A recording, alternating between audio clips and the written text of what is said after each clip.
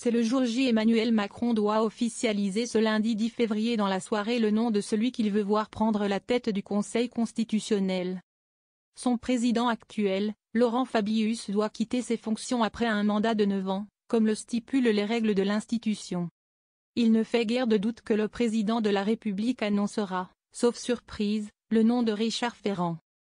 Une option perçue comme plutôt politique alors que ce dernier, éphémère ministre et ancien président de l'Assemblée nationale, est un marcheur de la première heure. Le chef de l'État n'est toutefois pas le seul qui annoncera la couleur ce lundi. Outre Laurent Fabius, Michel Pineau et Corinne Lucien achèvent également leur mandat de sage. Il reviendra donc également à la présidente de l'Assemblée nationale, Yaël Braun-Pivet, et son homologue du Sénat, Gérard Larcher, de proposer chacun un nom. Une ex-magistrate favorite de Braun-Pivet. Selon la presse, la tenante du perchoir a une préférence pour l'ex-député MoDem Laurence Wiśniewski. Cette dernière est une ancienne magistrate de profession et a notamment instruit l'affaire Elf aux côtés d'Eva Joly. Parmi les autres affaires importantes qui l'ont occupée pendant sa carrière, celle du financement occulte du Parti communiste et les frégates de Taïwan. Un temps engagée au sein d'Elvi, elle s'est rapprochée du MoDem au mi-temps des années 2010. Élue députée dans le Puy-de-Dôme en 2017, elle perd son siège lors des législatives anticipées de l'été dernier.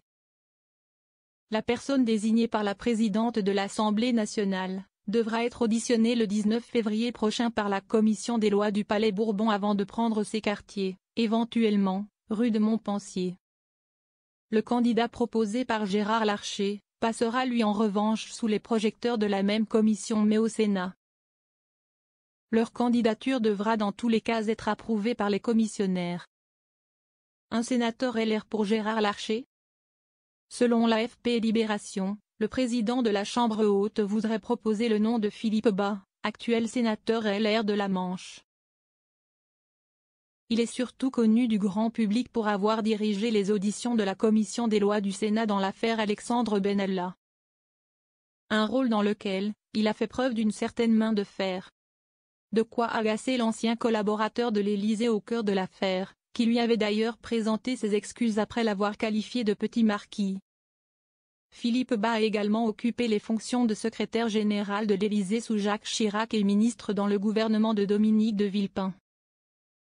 D'après l'AFP, François-Noël Buffet nommé en décembre ministre auprès du ministre à l'Intérieur, serait également dans les petits papiers de Gérard Larcher.